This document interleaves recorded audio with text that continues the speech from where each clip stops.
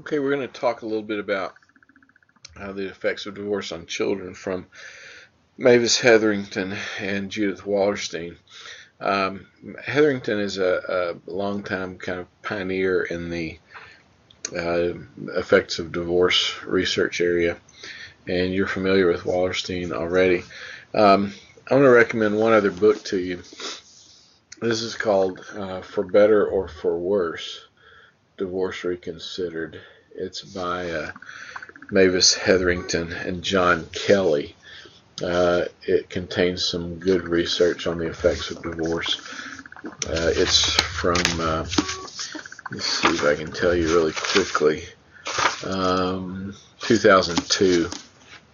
Has some good stuff in it. I would recommend it to you if you're interested in all of this. So if we look at what Hetherington and Wallerstein kind of uncovered about the effects of divorce, they looked at, and at one point, some stuff related to age differences. And what they found was that in preschool kids who go through divorce, they seem to experience some immediate problems related to disturbance of sleep, separation anxiety, some regression, which means a 6-year-old that starts acting more like a 4-year-old, or those types of things. Kind of the things that you might kind of commonsensically think that would happen to a kid if they go through a breakup with their family. They found that kids who were in the kind of 6 to 8-year-old, that kind of early school age category, experienced some open grief for the departed parent, crying, asking where mom is or where dad is, that sort of thing. They have a preoccupation with that kind of fantasy of the family getting back together, holding on to the notion that dad will come back and everything will be fine just like it was before. Some kind of denial that this is a real thing. And you can imagine, if you're talking about a 6 or 7-year-old, denial would seem to be kind of a normative kind of a process.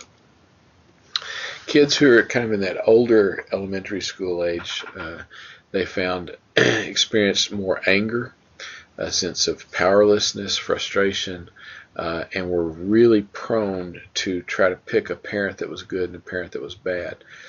It's one of the reasons why it's really difficult for parents to try to avoid that and try to not let that happen, because kids are prone to do it. So, for example, if a custodial parent makes the non-custodial parent out to be the villain, kids this age will really pick up on that, and they'll really buy into it. So it's an important thing for us to try to avoid that and help people avoid it. They found that adolescents who experienced divorce were more likely to have kind of adult-like symptoms, depression, violent behavior, suicidal thoughts, and as opposed to just saying one parent's good and one parent's bad, they assigned blame in kind of moral ways and really judged their parents in the way that teenagers would do normally, to say, well, you shouldn't have done that, or if you had loved mom more, this wouldn't have happened, or if you had done this, we would have been okay, and that sort of thing. So one of the things that's clear from this, and these are not perfect categories, but one of the things that's pretty clear is that kids deal with divorce in different ways based on how old they are. And a lot of that's just related to cognitive processing, what they can do, what they can think through, what they're able to understand, and what they're not able to understand. So it's pretty typical to see different age groups dealing with different things. They also found that there was some significant effect on parent and child relationship, which of course just makes sense to us. They found that there was always some level of diminished parenting, which is just a completely natural occurrence when you go from having two parents to having one. Even if one wasn't a very good parent or didn't spend a lot of time or attention with kids, you're still going to see diminished parenting when divorce happens. Now, they said that can either be acute or chronic. It can be something that's really, really significant at the beginning and then it smooths out, or it can mean that parenting has just dropped off and will stay at that low level from now on. Either one of those is not a great situation. But maybe the acute is a little better than the chronic, because the acute means we deal with the trauma and maybe we don't have enough parenting for a while, but that custodial parent cranks it up. We get the non-custodial parent involved more. We figure out how to do it, and it doesn't become chronic. The chronic lower level of parenting is probably a little more damaging to kids over time. We also see what they call the overburdened child phenomenon, which makes sense to all of us, that once that parent is gone, there's very often a kid, maybe the oldest kid or may not be, that kind of takes the responsibility of being the companion or the counselor to the custodial parent.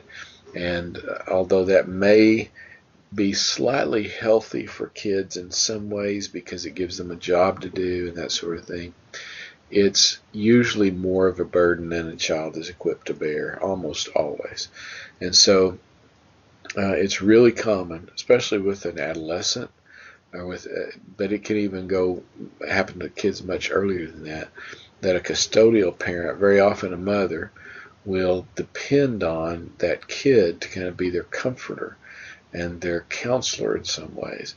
And that's a really unhealthy position to put kids in almost every situation. Wallerstein also found that there was what she called a sleeper effect, and you may have seen some of this already, that in spite of the fact that we see kids that seem to do pretty well for a while, that we do see some negative symptoms that show up 10 to 15, 20 years later.